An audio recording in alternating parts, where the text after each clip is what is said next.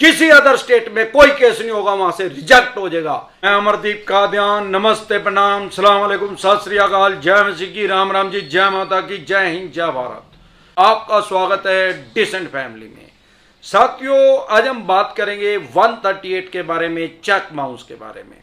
ये cheque bounce जो होता है, आपने देखा होगा किसी भी बैंक या एनबीएफसी कंपनी को अगर आपने चेक दिया है तो वह हमेशा अदर स्टेट में उसको बाउंस करती हैं। लगभग मेरे देखने में आया 500 किलोमीटर से दूर से तो कम, जहां पे भी आप रहते हैं मिनिमम 500 किलोमीटर और 1000 किलोमीटर तक भी मैंने देखा है कि लगभग 1000 किलोमीटर तक दूर जाके आपके चेक को बाउंस करते हैं जानबूझ के, ताकि आपको हरास और परेशान किया जाए।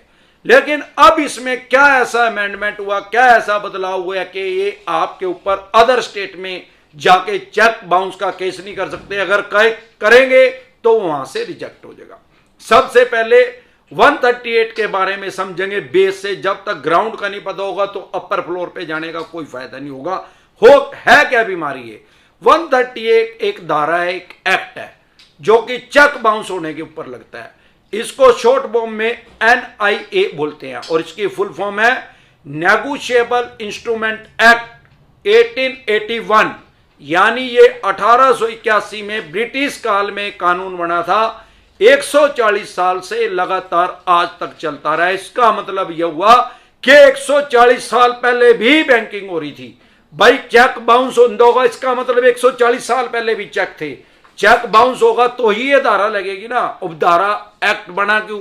भाई अवस्था आविष्कार की जननी है। जब चेक बाउंस हुआ होगा तो उसकी जरूरत पड़ी होगी, किसी ने नहीं पैसे दिए होंगे। आज से 25 साल पहले क्या होता था कि किसी आदमी ने मान लो 2 साल के लिए लोन लिया तो उसको 24 चेक देने पड़ते थे। भाई हर महीने वो बैंक, एनबीएफसी कंपनी तो उस टाइम जन्म नहीं हुआ था मेरे ख्याल से, बैंक ही थे। बैंक उस बैंक में या दूसरे बैंक में उसको लगा के और अपने पैसे ले लेता था उसके इंस्टॉलमेंट के, जिसको आजकल ईएमआई कहते हैं, पहले इसको किस्त कहते थे। अब क्या हुआ, settlement payment and settlement act ये आया 2006 में। इसके द्वारा क्या हुआ, ईसीएस आ गया, इलेक्ट्रॉनिक क्लियरिंग सिस्टम। मतलब अब क्या हुआ, लोगों की सहूलियत होगी।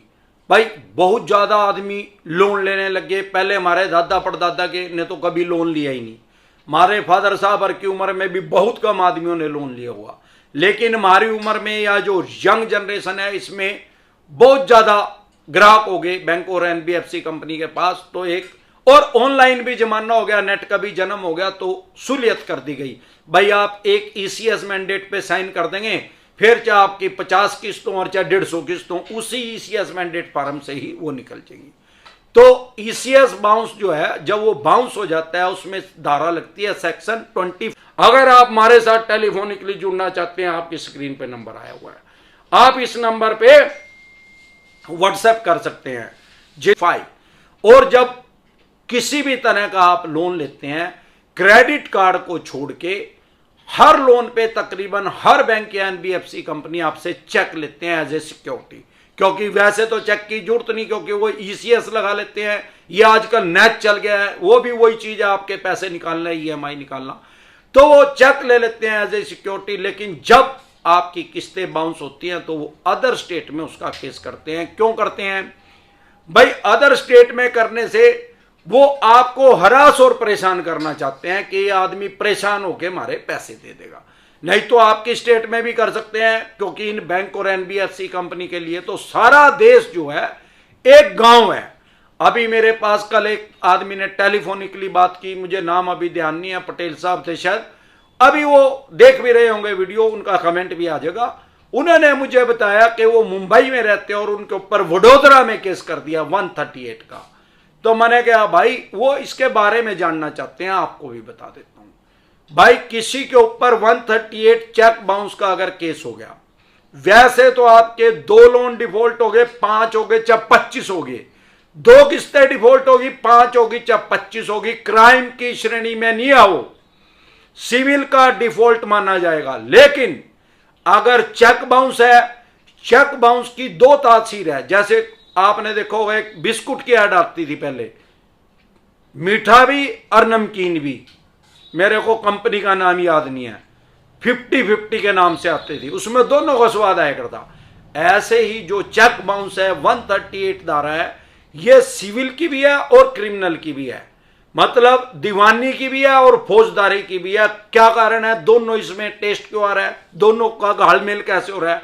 भाई किसी के खिलाफ अगर चेक बाउंस का केस लगा है तो उसको उसमें मैक्सिमम 2 साल तक की सजा हो सकती है या मैक्सिमम 100% तक जुर्माना हो सकता है। मान लो 5 लाख रुपए का चेक बाउंस है तो जज साहब ये नहीं है कि 10 लाख का ही कर देंगे, हो सकता है 1 लाख एक्स्ट्रा कर दे, 2 लाख एक्स्ट्रा कर दे, भाई 7 लाख रुपए दो उसको, या मैक्सिमम डबल कर सकते हैं उसका। 100% का मतलब है डबल, भाई 5 लाख रुपए के 10 लाख रुपए देने के आपको आदेश दे सकते हैं, या मैक्सिमम 2 साल तक की सजा कर सकते हैं। ये नहीं है कि 2 साल की ही कर देंगे, बहुत से आदमियों को मैंने 6 महीने की भी होती हुई देखी है।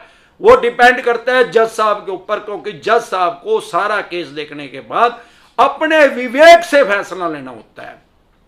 तो जब भी आपके पास 138 का या चेक बाउंस का नोटिस आए, अगर बैंक का आ रहा है, बैंक के वकील का आ रहा है, उसकी कोई वैल्यू नहीं है। आपकी मर्जी है उसका जवाब दें, आपकी मर्जी है नहीं दे, आप उसके लिए बाध्य नहीं है, वो मैंडेटरी नहीं है कि उसका जवाब आपको देना पड़ेगा।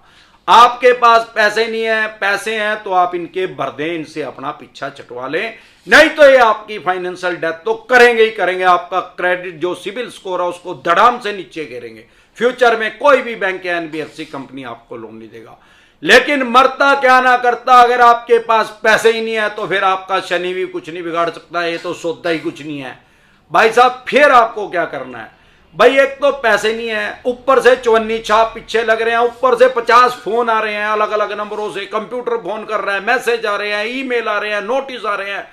भाई जितने नोटिस आवे उन सारों ने पाड़ कर फेंक दे। उसको ये समझ लें जैसे पुराने जमाने में आज से 30 साल पहले जब प्यार वगैरह का चक्कर पड़ता था, उस टाइम तो ऑनलाइन तो कुछ था नहीं, लव लेटर देने पड़े थे लिख के। आप ये समझे कि ये मेरा पुराना प्यार है 30 साल पुराना, उसको लव लेटर को अब रखने की जरूरत नहीं है, उसका तो ब्याह हो लिया, उसका तो बालक भी 25-30 साल के हो लिए, उन्हें पाड़ के फेंक दे बीमारी ने। नहीं तो जब तक उसको देखेगा जब तक खोपड़ा खराब होएगा, जब तक उसको रख के रखोगे जितनी बार पढ़ोगे उतनी बार खोपड़ा खराब होएगा। उसको पाड़ के फेंक दें। हाँ, कोर्ट का नोटिस आया उसको पाड़ के ना फेंकें, नहीं तो इसमें जेल का प्रावधान है। इसको बोलते हैं आप भाई आप कोर्ट की अवमानना कर रहे हैं। अगर आप नहीं जा रहे हैं, एक नोटिस आएगा, 2 आएगा, 3 आएगा, हर देश के हर कोने में जितनी भी कोर्ट है वहां पे एक पुलिस का स्टाफ होता है जिसको पीओ स्टाफ बोलते हैं। जब आप वहां नहीं जाएंगे तो आपको भगोड़ा घोषित कर दिया जाएगा, मतलब उनकी भाषा में, कानूनी भाषा में उसको बोलते हैं पीओ। भाई आपको पीओ घोषित कर दिया जाएगा।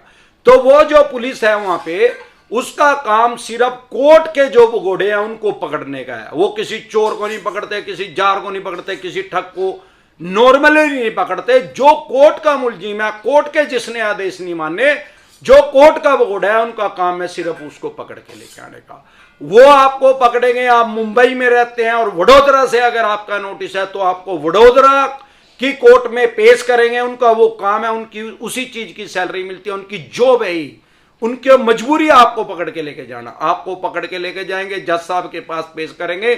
14 दिन की न्यायिक हिरासत का प्रावधान है। सामान्य ये कानूनी भाषा है, लेकिन सामान्य बोलचाल की भाषा में बताऊं तो 14 दिन के लिए कम से कम आपको जेल में जाना पड़ेगा। और ये नहीं है कि 14 दिन के बाद जमानती हो जाएगी, हो सकता है 40 दिन के बाद आपकी जमानत हो। डिपेंड करेगा जज साहब कितने दिन में आपको जमानत देते हैं, या उनका उस टाइम क्या मूड है, या उनको क्या समझ में आ रहा है, आपका कसूर समझ में आ रहा है नहीं आ रहा है, वो डिपेंड करेगा। लेकिन आपको इसमें लापरवाही नहीं बरतनी है।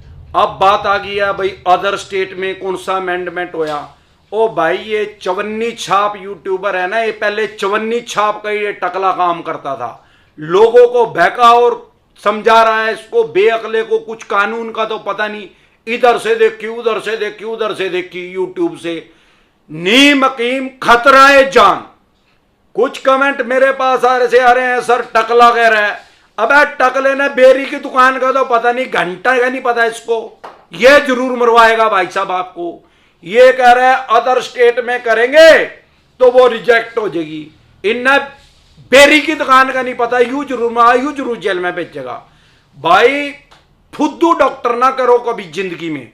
अगर फुद्दू डॉक्टर करया, उससे दवाई ले और आदमी मर गया तो सारी उम्र ये अफसोस रहेगा कि यार जो डॉक्टर था वो फुद्दू था, नहीं तो मेरा आदमी बच जाता। वकील भी कभी फुद्दू ना करो। वकील फुद्दू करा, केस हार गए, सारी उम्र ये मलाल रहेगा यार ये फुद्दू वकील था, इसने मेरे को हरा दिया, अच्छा वकील मैं कर लेता तो शायद मेरा बचाव हो जाता। भाई ये चवन्नी छाप है, इसको चवन्नी छाप का ही पता है, ये तो पहले चवन्नी छाप का ही काम करता था। पहले ये भी बता रहा था, आजकल कहना इसने बंद कर दिया है भिखमंगे ने, ये लोगों को ये भी कह रहा था कि ईसीएस स्टॉप करवा दो। ईसीएस स्टॉप करवा दिया तो अपनी जेल में जाने की तैयारी करो 7 साल की, 420 लगेगी सीधी। क्यों 420? ठगी में लगा भाई, नाड़ काटने में, टांग काटने में नहीं लगती 420। अगर आपने किसी बैंक या एनबीएफसी कंपनी को ईसीएस लगाया है या नैच लगाया है या चेक दिया और अब आप उसको स्टॉप करवा रहे हैं तो आप चोर हैं, आप ठग हैं। और ठग कैसे हुए हैं भाई? पहले तो उसके साथ एग्रीमेंट किया, पहले तो उसको चेक दे दिया या ईसीएस दे दिया, अब आप उसको स्टॉप करवा रहे हैं इन बेअक्लों की सलाह पे। ओ भाई उसको स्टॉप ना करवावे, भले वो 4 करोड़ रुपए माइनस में चले जाओ, कोई सजा का प्रावधान नहीं है, कोई आपको नहीं पकड़ेगा। लेकिन इनलीगल जब भी आप कानून की अवमानना करेंगे, कानून को तोड़ेंगे तो आपकी सजा का प्रावधान है। तो ऐसे इन उठाईगिरों से बचे, ये गंजे टकले उठाईगिरे काले भिखारी जुआरी, इन नंगों से बचे। किसी से सलाह ले, लेकिन ऐसे बेअक्लों से कोई सलाह ना ले, इनकी सलाह ना माने, नहीं तो ये आप बॉम्बे में रह रहे हैं तो दिल्ली की तिहाड़ जेल में भेज देंगे, और दिल्ली में रह रहे हो तो यरवदा जेल में भेज देंगे आपको, महाराष्ट्र में जहां संजय दत्त रह गया था। ऐसी गफलत की स्थिति में ना रहें। इसी तरह की या किसी भी तरह की कोई भी दिक्कत परेशानी आपके किसी भी यार प्यारे रिश्तेदार को आ रही है तो वो कमेंट कर सकते हैं। आपको कोई दिक्कत परेशानी आ रही है आप कमेंट कर सकते हैं। हमारे साथ सिर्फ वो आदमी जुड़े जो अपनी ससुराल से प्यार करते हैं। जो ससुराल से प्यार नहीं करते वो बेअक्ले हैं, वो आगे जाके भीख मांगे। यहां पे उनके लिए कोई भीख नहीं है। यहां से जाएं, हमारी वीडियो ना देखें, ना हमारे साथ लाइव में आए और ना हमारे को कोई पैसा पे करें। अगर कोई पैसा भी पे कर रहा है, हमारे से टेलीफोनिकली बात भी करना चाह रहा है, अगर वो ससुराल की जय करता है तो हम उसको सलाह देते हैं। अगर ससुराल की जय नहीं करता तो हम उसको अपनी टीम को बोलते हैं इसके पैसे वापसी दे। अगर आप हमारे साथ टेलीफोनिकली जुड़ना चाहते हैं, आपकी स्क्रीन पे नंबर आया हुआ है, आप इस नंबर पे व्हाट्सएप कर सकते हैं। जिंदा रहे तो बार बार मिलेंगे, नहीं तो हरिद्वार मिलेंगे। जय ससुराल वालों की।